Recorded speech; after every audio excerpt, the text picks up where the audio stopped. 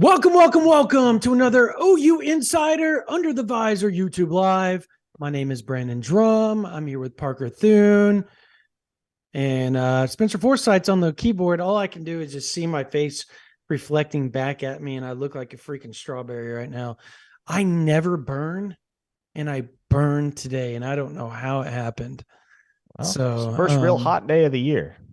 golly, dude, like Felt like summer day. my face was already tan too, so I don't know how it happened. So, just I'm naturally tan, obviously, from being almost all Native American, and it's just weird, dude. But yeah, I think first and foremost, Parker, we need to dive into. I think we'd be completely remiss if we didn't talk about Sammy Masigo and everything that he's going through right now. The Sooners 2023 top 100 overall linebacker signee out of Crandall, Texas. Mother passed away very, very unexpectedly at the age of 50 here recently. And we got a GoFundMe link in our chat. If you can, obviously, please help them out. Our hearts go out to them. But if nothing else, please send your thoughts and your prayers to them, because man, I just couldn't. I don't know, man. I can't imagine that. Obviously, Well, she left behind a husband and 4 children, and that is just it's just tough to talk about all the way around.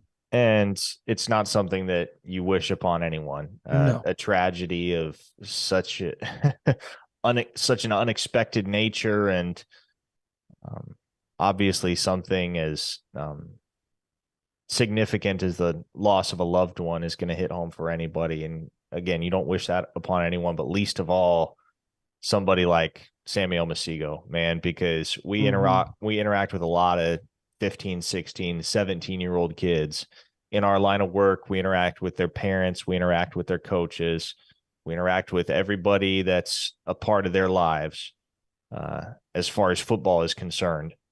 And Samuel Masigo is legitimately one of the nicest, most down-to-earth, kind-hearted human beings I've ever been around at his age. And just very, very clear when you spend time around him and his family that he was raised right and has a heart of gold. And I remember being out there at his commitment ceremony last June, and the way that his mom spoke so effusively about the young man her son had become, and just gave God all the glory for the way that he'd blessed his athletic career to that point, and to the point where he could earn a scholarship to a place like the University of Oklahoma. And it was Samuel Masigo's mom that was, I don't know if you can call her the primary reason Sammy went to Oklahoma, because I think he chose Oklahoma for a lot of reasons. But I distinctly remember having a conversation with Sammy last spring and going, man, my mom is already sold on Oklahoma. I don't know if I am yet, but my mom sure is, because and I'm obviously paraphrasing here, but essentially Gloria, his mother, saw Oklahoma as a place that she could feel confident handing off her child. She Right. could feel confident in the direction and the guidance and the leadership that he was going to get at a place like Oklahoma. So she was very excited to be an Oklahoma mom. And obviously this comes completely out of the blue. Tragic for that family, and you hurt for them. You can't help but hurt for them. And so if you have the means, certainly we're going to drop the GoFundMe link in the chat. If you have the means, go ahead and throw a few dollars their way towards the memorial service, because that's a wonderful family, wonderful people. Absolutely. Yeah, it's been a an off day, and I've exchanged texts with Sammy, and he's it's a tough kid. Just I just couldn't imagine being as upbeat as he still has acted in regards to everything that's going on. But yet he's there. So you know the foundation that mom and dad laid for him was just solid as can be. just how he's handling this, you've got to give it up to the kid, because not a lot of kids, for one, would send a thank you. Like, so I tweeted out and I also donated, and within minutes, I got a thank you from him, and just kind of exchanged texts back and forth about everything. And that shows you the type of kid he is. Like you said, like very grounded, very centered, very understanding, and yet very grown up for somebody his age. And everybody always, you want him to be a great player at Oklahoma, obviously. But I think first and foremost, I think having a great human being a part of your program, the way that Sammy is going to, it's going to grow the program. And I think that's something people need to understand. Like, when you look at these kids as players and all the things that have been said about recruits in the last week, the one thing you can look at almost everybody that Oklahoma's recruited is they're good people and good human beings. Like, that's who they are at their core, at their center. And to me, that's going to help grow the program just as much as talent. I know that sounds crazy, but just from a leadership standpoint, from a holistic standpoint, from a just a mental capacity to be able to handle the ups and downs, is going to help grow the program just as much as talent. And you're going to see that kid, Samuel Masigo, being right there at the forefront of the leaders at some point in his career. You watch, he will be a captain. He will be on the honor roll. He will be leading the guys in the weight room. Like, that's just who he is. And he's going to have a great career. Obviously, our hearts go out to him, though. Just an awful, awful deal. And also Todd Bates. I mean, he had to fly back today to be with his family. And that's why we'll get into everything of why the David Stone visit happened last night. But at the crux of it, it happened because of him having to fly out to Alabama with his family and get settled in to start setting up for his father's funeral on Saturday. So, and he got there tonight, and he from my understanding, was, helping his mother out and all that type of stuff. So, just another good human being. I want everybody to know, like, everybody that hates on Todd Bates needs to know that when you talk to recruits and you talk to people like me that know the man, there's not a better human being in the coaching world than Todd Bates. Guaranteed. And I think that's a good segue to what everybody wants to talk about.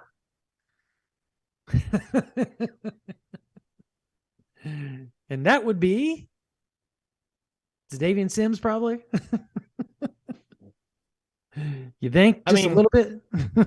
I mean, I'm do we kind of have burnt to out go on there? it. Yeah, I'm kind of burnt out on it.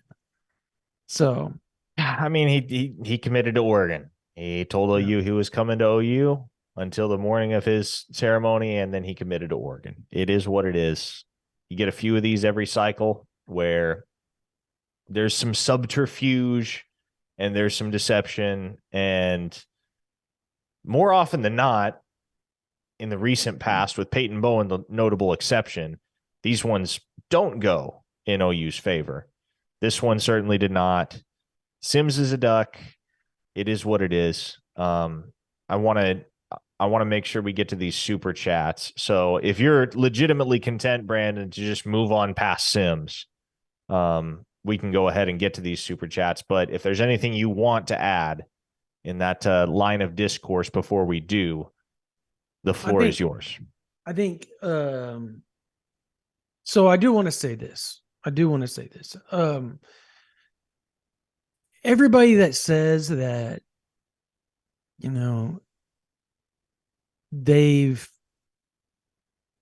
okay.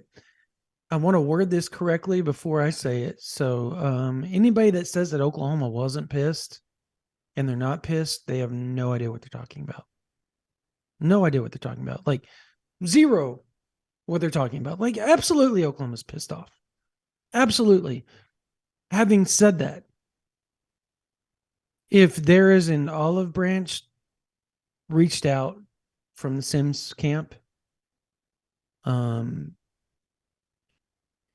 a sincere apology with how it went down, and from other people, I don't want to sit there and say that, you never say never, like they're never going to recruit people from that region again or that place again or anything like that. That's not the case. Like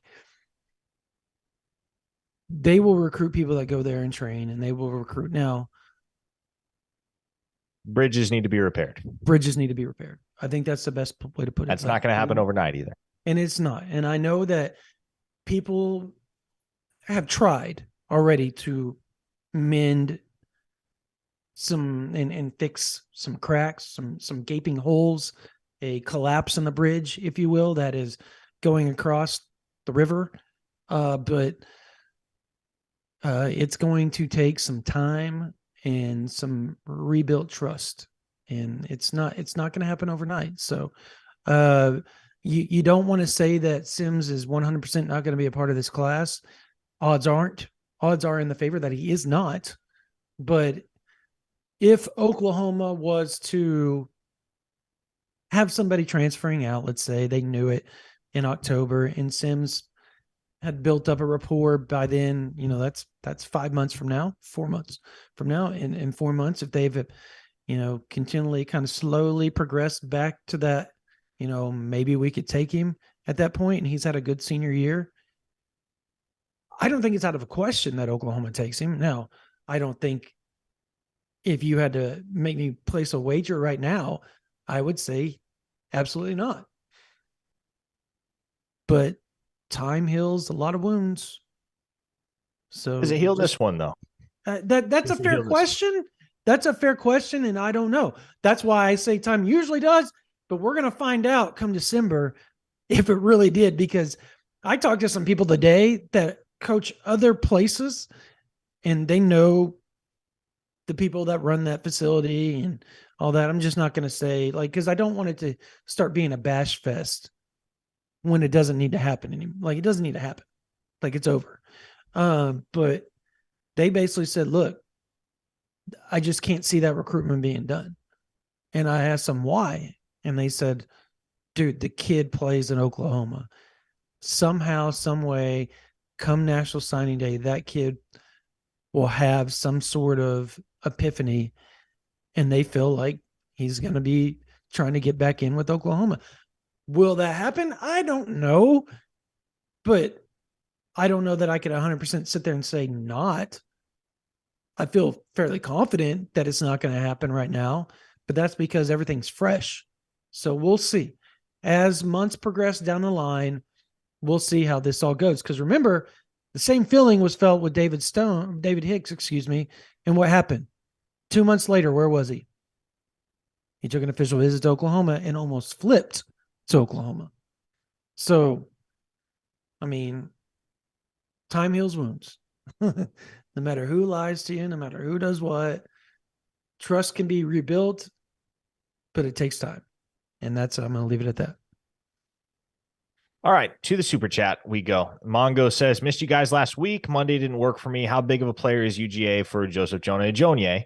Shout out Ricardo Blanc and David Stone Sr. Good work, Mongo. Yeah, Georgia is the main competition for Oklahoma right now in the race for Joseph Jonah Ajonye. And I think that's becoming more evident in the aftermath of his visit to UGA. Now, I think in the long term, Oklahoma has good odds to be able to weather the storm with the Bulldogs, as it were, because of A, proximity to home, B, the soul mission, the off-field support, the development beyond just the on-field experience. And so I do believe that Oklahoma is going to face a serious challenge from Georgia down the stretch for Joseph Jonah Ajonye, and he's tentatively said August 1st is when he's going to commit. To me, I think it comes down to those two schools, because OU had a big lead for Jonah Ajonye, and then here came Georgia, made a charge, and it seems as though, just talking to various sources around the recruitment, seems as though they've pulled even. And he's going to take his OV to Oklahoma on June 16th. He's going to take his OV to Georgia on June 23rd. So it kind of depends. You feel like you have a better shot with the first visit, or you feel like you have a better shot with the last visit? Because feel better about the first visit, then I would say there's some confidence to be found in that, that Oklahoma is going to end up with his commitment. But if you're the opinion that the last impression is the strongest impression, then, well, you got to acknowledge that Georgia's pretty well positioned here. So I do think it's a race between those two teams. Would you add anything to that, Brandon? Anything regarding that recruitment that I neglected? No, I just think that, yeah, Oklahoma or Georgia's made a strong move, but Jonah has also been the type that every time he visits somewhere, they're his favorite school. And it's been that way with Oklahoma. It's been that way with Texas A&M. Now it's been that way with Georgia. Like he likes wherever he goes. I mean, that's just the reality of it. I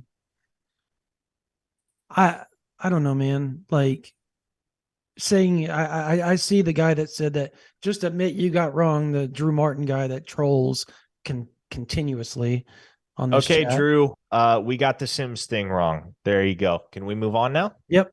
It's kind of hard when he told Oklahoma 24 hours before he's going to OU, and he told me the same thing. So got it wrong. Got to trust the kid, though. Congratulations. Troll away. Captain 405 says, shout out to the missing cardigan. Yep. Blake Wilson chimed in and said, losing a family member is the hardest part of life. It happened to me 2 years ago, but my thoughts and prayers go out to his family. Also, Todd Bates, too. My thoughts and prayers go out to him also. Yeah, certainly. Samuel Masigo and Todd Bates, two guys from the Sooner family right now that are both dealing with the loss of a parent. So, hey, guess what? OU's not going to get any D linemen, just so y'all know. That's the way it's going to go, Parker. The chat said so. oh boy, they're going after Drew now. Anyway, so Josh Morgan wants to know, any word on Taylor Tatum? Starting to really warm up to OU's chances with Taylor Tatum, Brandon. And we've talked about this as something that has steadily been progressing over the last few weeks, but man, especially with several other Michigan running back targets setting official visits before Tatum and potentially being on an earlier timeline, you're looking at an OU Michigan battle right now. And to be honest, I'm less worried about Michigan for the moment. And I'm not disavowing Michigan standing in the race at all because they're a player, but I'm almost less worried about Michigan as I am about Texas A&M coming back into this thing with an offer Taylor Tatum can't refuse, if you know what I mean, because A&M does not have a running back commit. They did not recruit especially well last cycle in the aftermath of that historic 2022 class. They landed Reuben Owens, and if nothing else, Reuben Owens is a really talented running back. But if A&M is starting to feel the crunch this summer and they feel like they need to press for a big-time offensive weapon to be able to get the fans feeling good about that class, be able to build some positive momentum on the recruiting trail, well, Taylor Tatum is a guy with whom they've had a relationship for a long time, and it would make all the sense in the world for them to re-enter the picture in very lucrative fashion. So I don't think you can totally disregard that, because this is the nature of the beast these days when you're dealing with 5 stars. And that's what Taylor Tatum, he's not a 5-star in technicality right now, but he will be. He's number 31 in the industry composite. And so, yeah, he's in 5-star territory. And barring an injury his senior season or barring a major step back for whatever reason, he's a guy that's going to continue to occupy 5-star territory. And it's just a different beast, man. there are so few exceptions these days too. I thought Will Nwaneri was going to be a relatively mundane recruitment in the greater context of 5 stars, all things considered. And here we are in, well, almost June. The timeline's gotten pushed back once and now again. And as it stands, he's not planning on committing until after his Oregon official visit in September. He's still got 10 schools on his short list. He's booked 5 OVs, talking about booking 2 more. And it's just every blanket theory we've presented on the recruitment of 5 stars in the NIL age. You see it being fulfilled in the way that these recruitments are progressing in the class of 2024. Right. Sorry, I've been reading the chat and the trolls. That is, apparently some cartoon called us liars. So,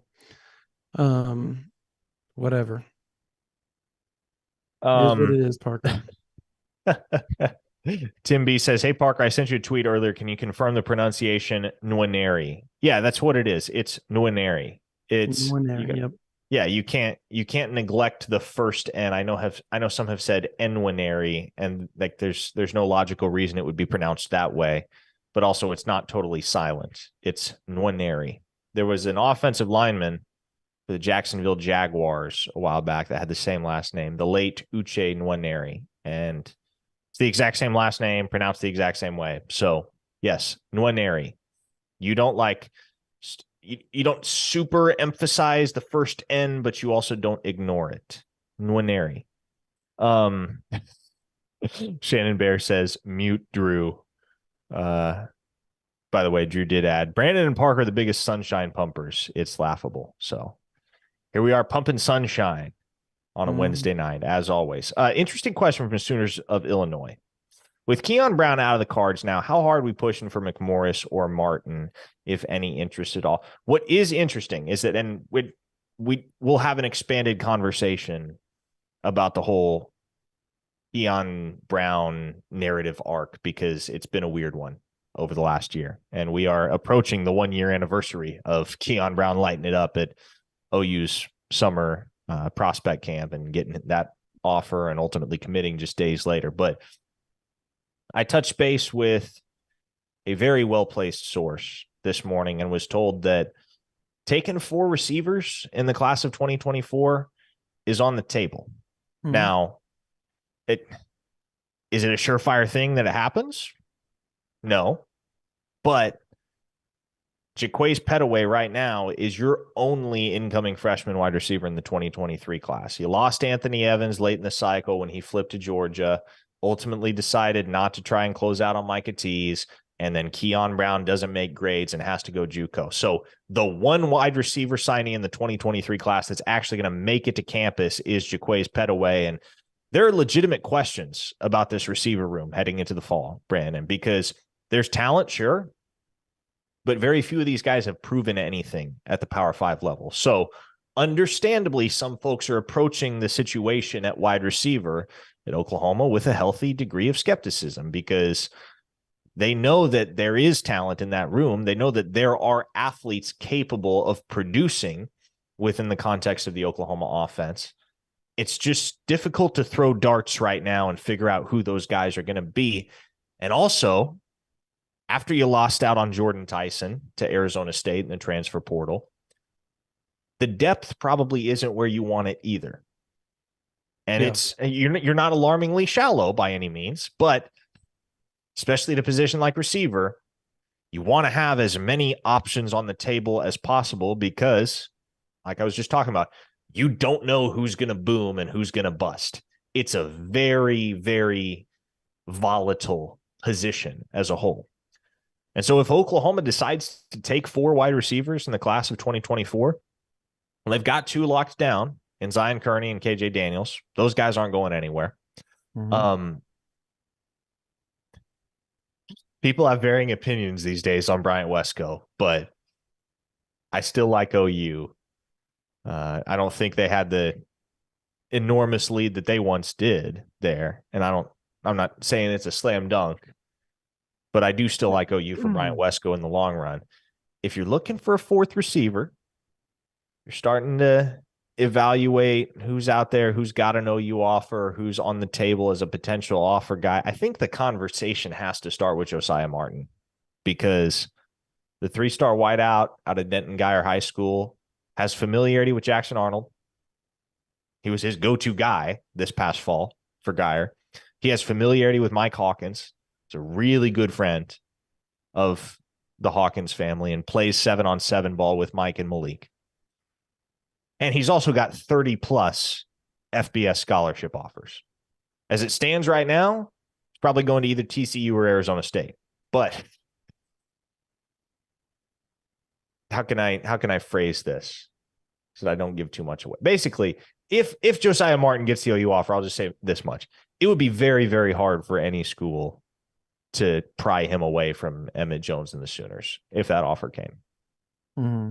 So if you get to a point where you're taking 4 wide receivers, I'd be pretty surprised if Josiah Martin isn't one of the very first guys that gets a look, especially if it's a few months down the line and it's August, September, and the vast majority of the receivers on the board are already committed, and you either got to press to flip a guy or you got to look for a late riser. Well, regardless of whether Josiah Martin is committed somewhere by that point or not, if at any point OU is involved, they've immediately got the inside track to land that kid. So that would be one of the very first names to know if you're starting to look across the board and wonder, okay, who could come into play as a 4th wide receiver for Oklahoma?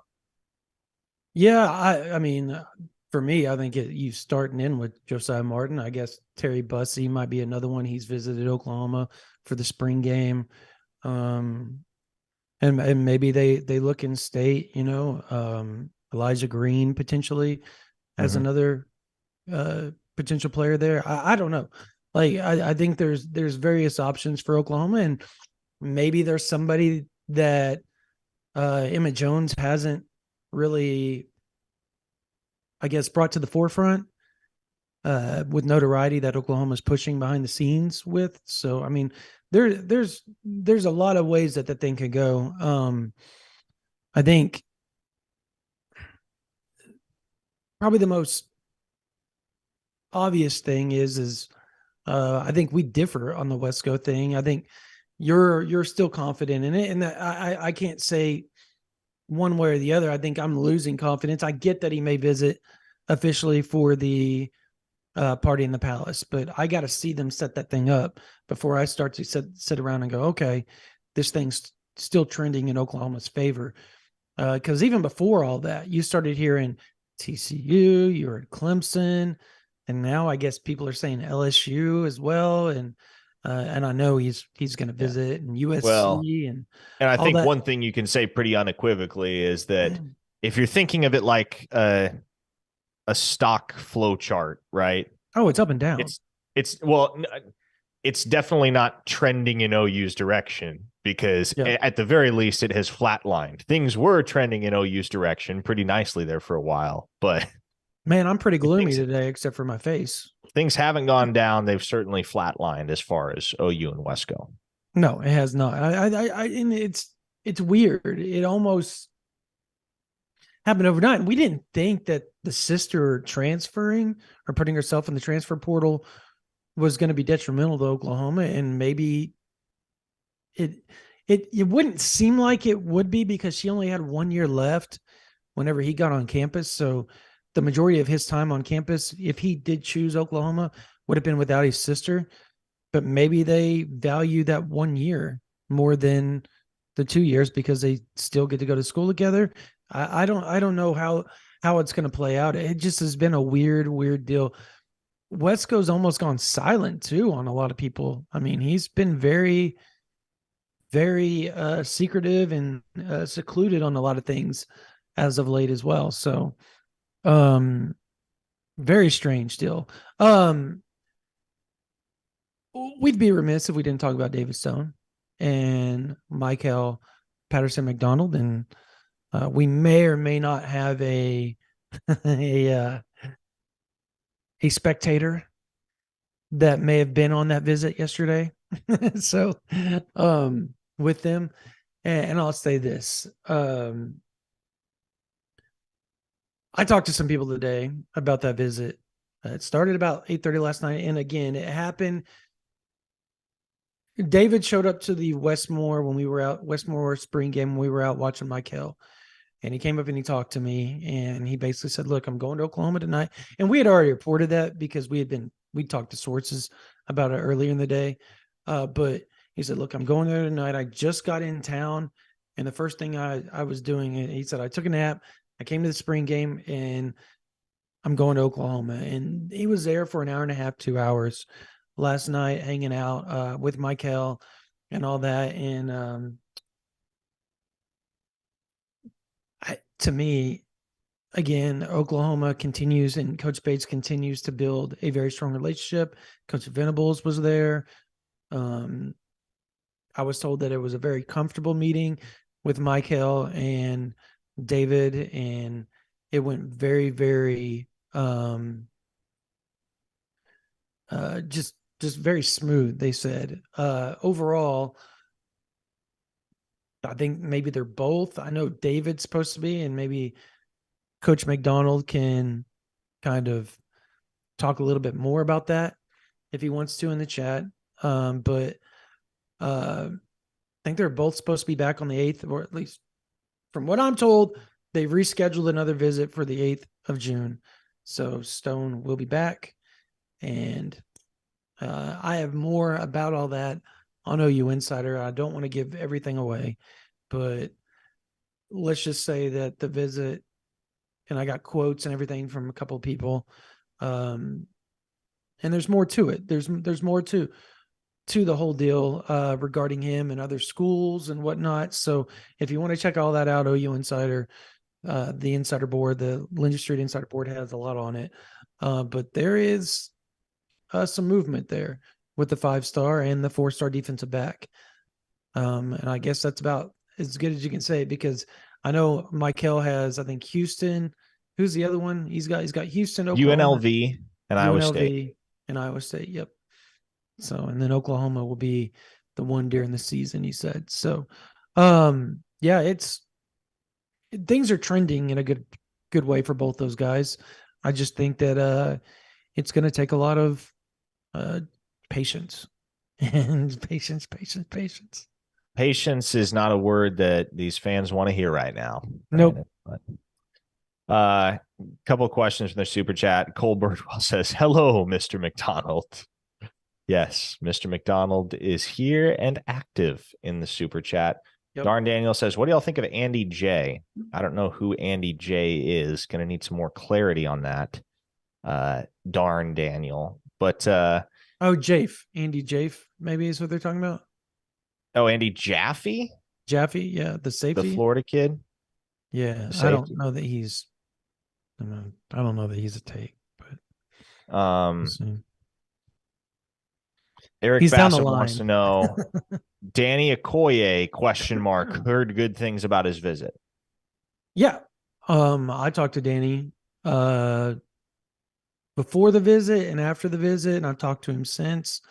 I think the more Tennessee keeps taking defensive ends, the better it's going to be for Oklahoma, for not only Okoye, but Nwaneri. I think that is going to be a positive for them. You know, he tweeted about the Okoye stuff and, you know, similar size, similar name, all that. And, you know, I look down at my phone and he sends the link and he goes, what the hell is this? Just kind of, I hadn't seen it yet, so I didn't know what he was talking about. I click on the link that he sent me and it's like, I said, so what is it? Because I thought it was him to begin. I was like, did you commit? And he's like, no, that's somebody else. And I think it was a little weirded out by that. But now he kind of finds it funny a little bit as well. But Tennessee was there when I was at his practice, and they kind of stayed secluded and off to themselves. And the coach was on his phone all the time. But I talked to Danny afterwards, and the one thing that really stood out to me about this whole ordeal, and this is coming, I'm going to kind of piece it together, both sides, Parker. and how it kind of played out and everything went into Okoye and Oklahoma now coming in. Cause we dove into it on the board, but it's more like, it's very hard to put into writing words because it's a weird deal. It was more like Oklahoma was kind of giving their goodbye to him. Like, okay, like you haven't responded. You haven't done this in a while. We hope you have a great career. If you ever need anything, please don't hesitate to reach out. And the next thing you know, Okoye sees it. And he I guess, had already been thinking about kind of reaching back out to Oklahoma. And he saw it and was, I guess, taken aback a little bit by it, he said. And he said, he like sat there and he thought about it for a second, and then he just started responding to text messages. And then everything just kind of flowed, he said. Just very, very smooth between him and Chavis, or to some Chavez. But Wow. no, I mean, sometimes people confuse it. I've seen it on Twitter. But yeah, it's like, there was a joke to that. If people don't know, like, there's a joke to that, but I have to get it. I'm just going around it. But yeah, at the end of the day, everything was smooth. Everything started to work, and to the point where if you asked Okoye if Oklahoma was one of his top schools, he'll tell you they're in his top 5. He has top 10 out, but I guarantee you Oklahoma's in his top 5. And they most likely will get a visit. He's trying to set up another unofficial and an official visit here in the near future. I think he's going to take everything in season, more or less. He does have a visit to Tennessee set up on the 23rd. I think it's going to be interesting to see if that visit takes place, to be honest, because it's just something to watch. Cole Birdwell says, can't remember the kid's name, but I saw that a defensive end target committed earlier to Notre Dame. I believe. Yeah, that would have been Logan Thomas. He was just kind of a guy on OU's board, not a top priority. A guy they were pursuing, sure. But I don't think anybody in the OU camp regards that as a damning loss on the recruiting trail. Dude, this guy is spamming our chat. Yeah, Jagger Ferris wants to know, what's our chances of getting 2 of Stone Nwaneri, Dominic McKinley? Okay, stop asking that question. I'm pretty sure he's asked it darn near 20 times at this point. We see it. We see it. Relax. But people that pay are going to get precedence over. I mean, that's how life works. And the super chat will. I'll give you a very succinct answer. I think it's a coin flip, 50-50, that you get 2 out of 3. I think you definitely get 1 out of 3. I think it's a coin flip that you get 2 out of 3. I don't know that there is a world in which you get all 3. There's no world in which it. So it was McKinley, Nwaneri, and Stone, right? Yes.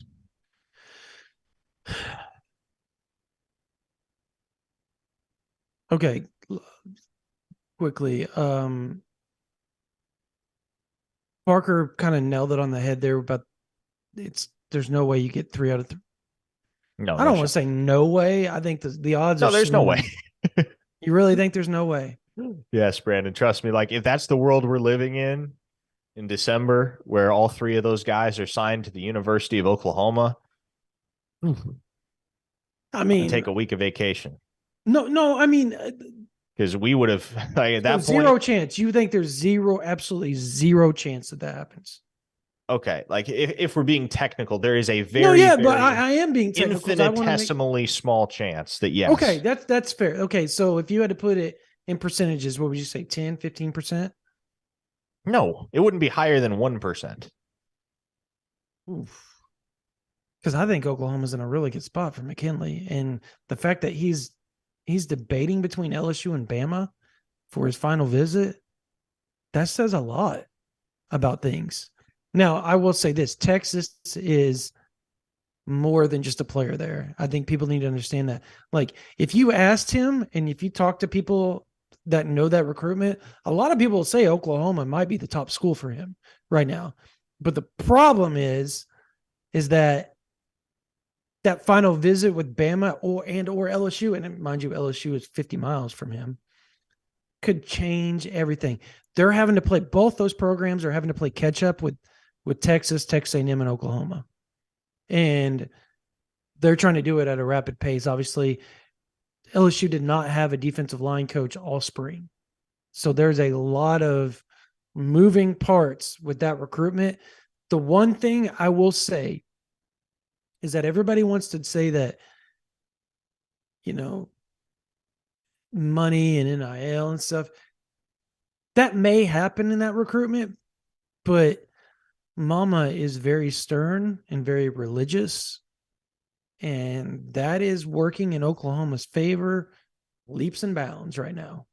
The fact that Todd Bates is about as religious and faith-driven as you can be, and so is the head coach of the University of Oklahoma. And as long as that's the case, Oklahoma has more than a puncher's chance there. I'm not saying they're getting McKinley, because if I thought that, I would put a crystal ball in, or a future cast, or whatever you call it. But they have a really good shot. Like, they're more than just a hat on the table right now. And I've tried to convey that to people, but nobody wants to believe that, because they ultimately just say, well, he's in Louisiana, so he's going to go to LSU. Okay, that's fair. That's fair. That's like saying, well, he's in Oklahoma, he's going to go to OU, which most people tend to think outside of the state of Oklahoma when it comes to recruits. Am I right, Parker? Okay, so it can happen. It can happen. We just watched that crap go down last week for whatever everybody thought was a shoe-in, and next thing you know, he's going to Oregon. So it can happen. And to sit there and say just because it's Oklahoma, it's not going to happen, I don't think that's fair. You watched it happen last year with Derek LeBlanc. Where was he? He was going to Florida or Miami, right? No way he's leaving the state of Florida. He had been silenced to Oklahoma for months. We knew it, but nobody else wanted to buy into that because he kept visiting Florida. So it can happen, regardless of how people want to feel. And I get the PTSD about everything. I still think Oklahoma has more than a puncher's chance. I don't know that they're going to get him. And if I thought they were going to get him, I'd go put a future cast in. But I don't know. I want people to understand, like, the woe is me stuff with defensive line. I get it, but it's got, at some point you got to stop and just have faith. I mean, you got to have faith at some point, right? Like, and trust that it's going to work out in your favor at some point. And if you only land, like, of the eight guys that Oklahoma is in on, that's like top 250, if you land 4 of them, be happy and move on. So if you landed a class of Nigel Smith, Danny Okoye, David Stone, and let's say the last one they missed out on a Jonah, they missed out on let's say they missed out on McKinley, and they go and they get Porter out of Tampa. That's still a damn good class, right? You're muted. Why am I muted? I would say so. Yes, I would say it's a good class. Hey, we have another super chat we need to get to. Blake Wilson says, "Where do we stand on Nigel Smith? I hope I got his first name right." Yes, you did. You got it right. OU Ohio State. That's what it feels like right now. And yeah, I think Oklahoma's got the inside track, but kind of like Peyton Pierce, not one that you want to take to the bank too early. Because listen, if Ohio State can swing Peyton Pierce from Oklahoma, that's arguably a harder task than swinging Nigel Smith. So I would not disregard Ohio State there right now. But that said, I've got a future cast in for Oklahoma. I still like Oklahoma. Hey, we've got like Mr. D has more. Mr. D on here has more than faith. Really? Did you read it? I'll give you props, Mr. D, for the positivity. Anyway, it's a little overly positive, but we're 45 minutes into this stream, Brandon, and we haven't talked about the in-state kid that just got an offer yesterday, and a long-awaited one at that. Yeah, Mr. Alexander, huh? Washington, Oklahoma tight end Cooper Alexander, who spent the first 2 years of his high school career at Norman High, goes to church in Norman. is the son of ex-Sooner tight end and NFL Pro Bowler Steven Alexander. Mm-hmm. Makes all the sense in the world for Cooper Alexander to be a member of Oklahoma's 2024 class, Brandon. But the question that people are naturally going to have is, well, does this have any impact on Devon Mitchell? Did OU offer Cooper Alexander because they felt like they're not getting Devon Mitchell, or because they feel like Devon Mitchell isn't going to be able to reclassify into the 2024 cycle? And the answer to all of those questions is a a very all-encompassing and unequivocal no. Right. Oh, okay. Sorry. I was reading Mr. Birdwell's. Sorry. I totally dipped out on you in the middle of your conversation. I'm a jerk for doing that. I went to the super chat, Mr. Birdwell, but yeah, no, I think with Devon Mitchell in regards to the tight end position, I just feel like it's kind of a, you have to trust the people that are around him and the people that are involved with that recruitment and the reclassification and all the buzz around it. You got to trust that that's all going to take place. And I kind of, give it to you on that, because you're the one in the know on that situation.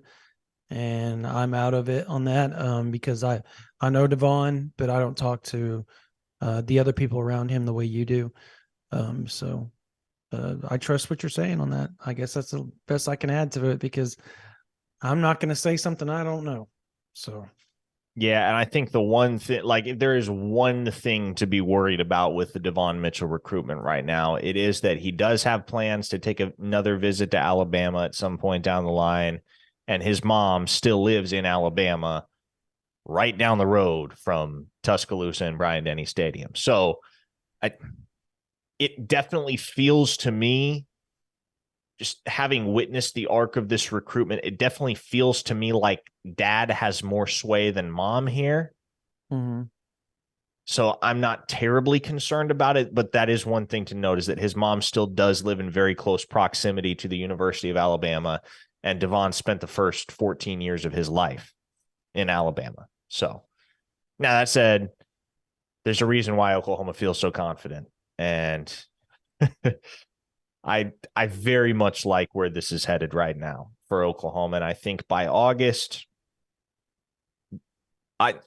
my belief is that by August, Devon Mitchell will be A, officially reclassified into the 2024 cycle, and B, committed to Oklahoma. That is what I think right now. I trust you. I defer to you on all that stuff. Now, so. Cooper Alexander, very safe bet to end up in OU's class as well. And that would be tight end number 2, Brandon, which some would argue that needed to happen anyway, i.e. Oklahoma taking 2 tight ends in the 2024 class because of the current depth or lack thereof at the position when you look at that roster. And I don't think it's quite as shallow or as barren as people might make it out to be. Austin Stogner, once he departs, once he graduates, yeah, you know what? You got to replace your alpha dog at the position. But I like Caden Helms. I like Jason Llewellyn. I think Cade McIntyre is going to vastly exceed expectations. I don't know that he gets talked about enough, but you bring in Devon Mitchell, you add him to that group, and you got 4 tight ends that all individually have really high ceilings in their own way. No single one of them is, and it bears striking similarity to another. They all kind of have their niche within the room and their own unique skill set that they bring to the table. But I think you add Mitchell to the tight end room, I start to feel good, like legit good about tight end depth and talent at Oklahoma. I feel okay about it right now. You add Mitchell to that room, start to feel good about it. You add Cooper Alexander, and look, I've been pounding the drum for Cooper Alexander for a long, long time. I think that kid's criminally underrated. I think that is the type of player, especially being a legacy, being an in-state kid, being a kid that you know is going to give it all every single day for the University of Oklahoma. That's where I start to find myself leaning towards feeling great about the tight end room at OU. Because if you've watched that kid's film, that's a Power 5 football player.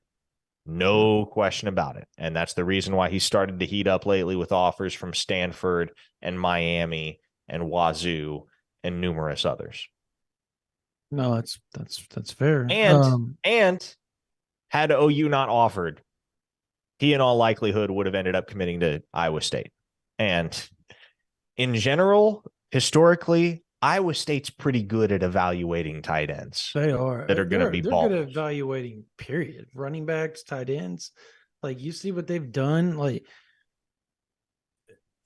I remember, I'm trying to remember who's the kid from Kansas City Northwest High School with Marcus Hicks. He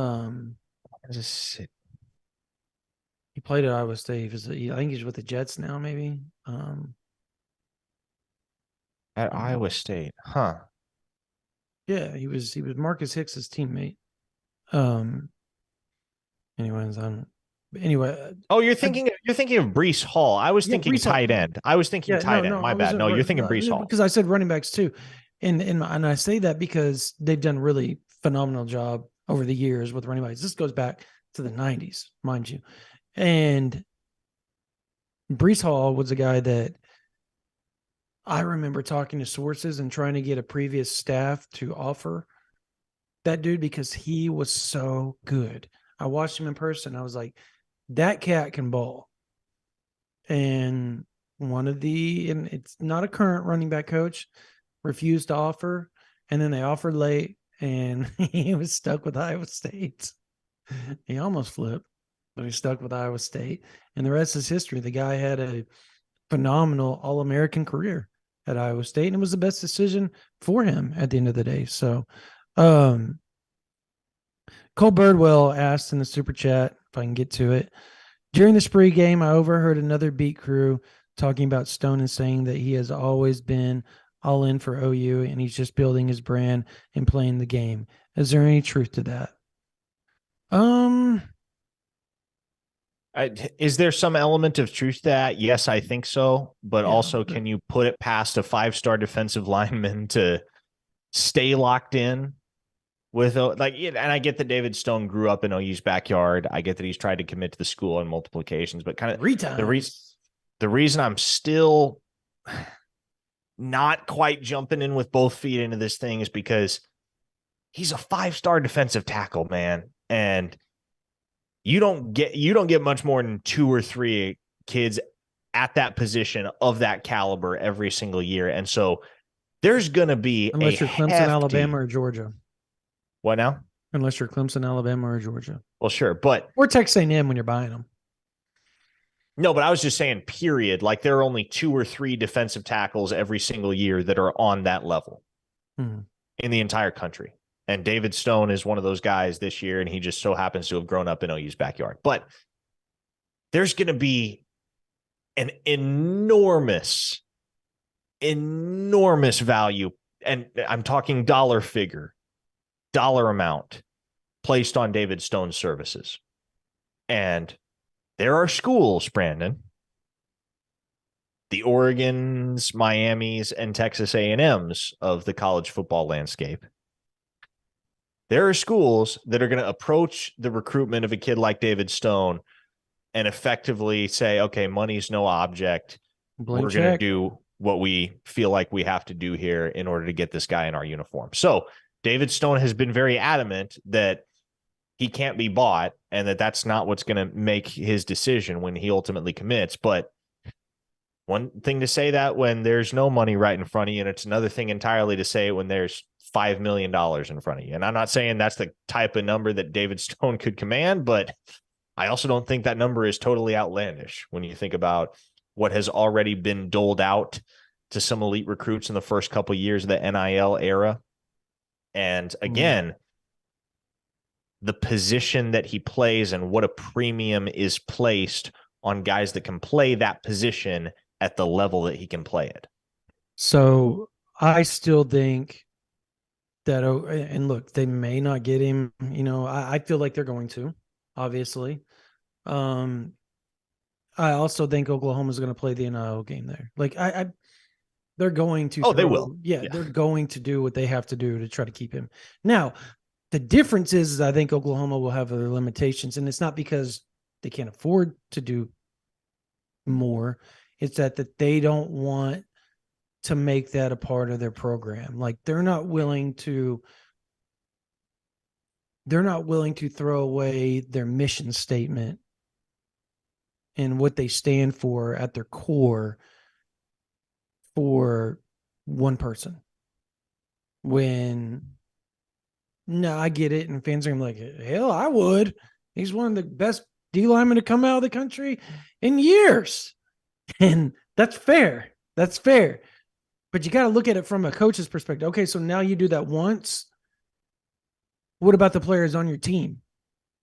They're going to come out, this guy's making this much money, and I've been an all Big 12 guy and an all American. Why am I not getting that type of money? Okay, so it's just that's why you see a lot of these programs that are doing that having a horrible time keeping people. How many people transferred from Texas A&M, Parker? How many people? It was a ridiculous amount. Wasn't it like I think it was 8 or plus? 9 of their 30 signees in 2022 There you transferred go. after and 1 year. That's just after 1 year. 1 I year. guarantee you there's going to be more after this season. And we've heard the rumblings. Parker can vouch. There's rumblings of just disgruntledness behind the scenes. You cannot do that. You cannot. Now you can throw a hefty sum because there's guys that have a hefty sum that, oh my gosh. There's guys that have a hefty sum that are on the team, but they earned it.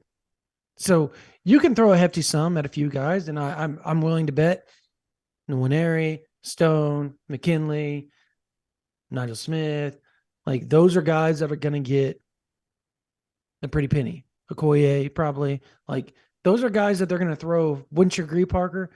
A higher amount at, if you will. Would you not agree with all that? I would certainly agree with that. Okay, yeah. So Oklahoma's going to do it. They did it last year. Dude, do you think after Nebraska, I can tell you this, Nebraska threw at Walter Rouse, an absurd amount of money at him for one season. And all of a sudden he flips to Oklahoma. How did that happen? That means Oklahoma did something as well. They convinced him he can make long-term money getting taught by Coach Beanbo, and then they gave him some amount to him. I mean, like, that's the world we live in today. It's the facts. And so, like, at the end of the day, I just think Oklahoma's going to play the game. And in my heart, I feel like that's going to be enough for Oklahoma with him because of the relationship, and he knows he's going to get taught by Todd Bates to be the best. I mean, Todd Bates's list of first-round draft picks is long and distinguished. And that's working for Oklahoma here. Now, could they miss on him? Absolutely. Absolutely. And if he does, I'm retiring. Like I am closing down shop, Parker, because it is going to be hell. He is the most valuable. It will be worse than David Hicks times 1,000,000 on the message boards if that happens. So bad. Stone going to Oregon. Okay. Well, maybe, but I don't really know that they're. I don't want to say definitively that they're not, but the teams that I've heard he's official visiting, that was not one of them. No. If you're going to be worried about one of the. It's Miami. Yeah, exactly. If you're going to be worried about one of the bag schools, I'll just call it what it is. Miami's a school to be worried about right now, at least. Mm-hmm. So I think that's it's probably about. We should talk about Xavier Robinson, right? Before we close it out. I mean, yeah, I guess we might as well. I visited Notre Dame and Iowa State. Yep. Those are the 3 schools right now for Xavier Robinson. Yep. Oklahoma State's in there. They got the last official visit. I was with him. He actually and I told you this. He actually stopped me today when I was getting out of my car in my driveway. He stops in the middle and starts honking at me. And we talked for a bit, and it's Notre Dame's probably the leader right now. And I'll say this, though. He is going to take his visits. Like, he's going to take his visits. And because of that, and I talk to people around him that are around him every day, and they're all like, oh, he's going to go to Oklahoma. So I still think he's going to end up at Oklahoma, but Notre Dame is making a really, really strong push. DeLon McCullough, ironically, is recruiting the hell against Oklahoma. He's recruiting against his kids. And that's the funny part about the whole deal. But he's done a fantastic job with Xavier Robinson and building a relationship and making him feel comfortable about potentially giving Notre Dame a chance. And that's going to be the first visit. So June 2nd, it's Notre Dame. Then it's Iowa State on June 9th. Then Oklahoma gets the second to last visit. I don't know if the Oklahoma State visit takes place, but I'm 100% sure that the first three do. And he told it to me like this. He said it's Notre Dame, and then Oklahoma is like right there, right below, and then Iowa State's down there. So that is straight from his mouth and what he said today. And he was very adamant about just the relationship that McCall is. And then look, DeMarco Murray's done a really good job. It's just McCall has made it his priority to be on the phone continuously multiple times a day with that kid. And it's helping Notre Dame out right now. And the one thing I'll say this is people around him, a lot of kids go up there and they get sucked into the allure of Notre Dame and in the academics and the touchdown Jesus and everything that it has to do with the movies and all that type of stuff. That kid is not going to be one of those kids that do, because he's naive to that. It doesn't mean anything to him. So that's where that stands. I think at the end of the day, he does end up at Oklahoma, but Notre Dame is making it very, very difficult. So we'll close off that. All right. That's that. Yeah. We look, if you're not an OU Insider member, like, it's really good time to do it, because this weekend on is official visits all the way to July. Official visits. And it's really weird because Sammy Brown's taking his first official to Tennessee this weekend, Memorial Day weekend. Did not know that was possible, but he's doing it. And so, this is the time to do it. If you're going to be an OU Insider member, this is the time to do it. Not only do you get all the visits, July has Party in the Palace. The players get back and they start going through winter or summer workouts, and we bring you all sorts of team information, 7-on-7 info.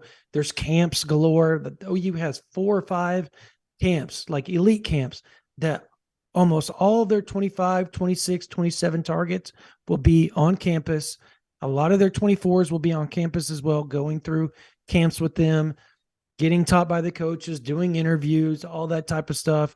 And we're going to have that all on OU Insider. And then it rolls right into the season and fall camp.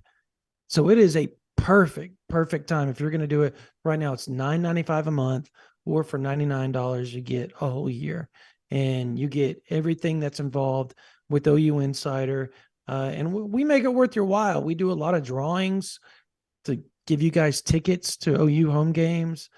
For our members, we do giveaways for Amazon gift cards. So essentially, you get your money back tenfold. So if you pay to us, we kind of repay it to you if you win a drawing or two and all kinds of stuff. So we try to make it worth your while. Not only is there information galore, and it's OU football, softball, basketball, baseball, whatever, we have it covered for you on OU Insider. We're growing super fast right now. It's been a fun time. And we were kind of scared when we moved over that, everybody was going to cancel and we were going to have to build it back from scratch. And the reality is you Oklahoma fans have been nothing but the best. It's been tough, but y'all really have been the best. So we thank you guys, and we feel super blessed to be able to do that for you guys each and every day. And also, if you're not subscribed to this channel, subscribe, because not only do we do the lives, we have all sorts of other content that's on here almost every single day, or at least 4 or 5 times a week. Do you get content on here? And then when the podcast situation gets ironed out, you're going to have podcast galore added onto this. So it's going to be worth your while to not only be subscribed to this YouTube channel, but also to OU Insider on Rivals. So that's going to do it for this version of the OU Insider Under the Visor YouTube Live. For my man Parker Thune, for my man Spencer Forsythe on the board. Oh, one last question to answer from Cole Birdwell. Which would be the bigger surprise? Stone goes elsewhere, or what happens with David Hicks? Stone goes elsewhere, or what happened with David Hicks? I would go what happened with David Hicks, just because of how quickly it changed. Fair enough. I agree. I think that's probably, Stone is just, he's going to play the game, and you guys are going to have to just iron it out. I do think he's going to have an announcement before the season. That's the plan right now. So we'll see if that continues to stay the plan. He likes to have fun. So we'll see. Anyways, that's going to do it for this version of the OU Insider Under the Visor YouTube Live. For my man Parker Thune, for my man Spencer Forsythe on the board. My name is Brandon Drumm. You guys have a blessed night.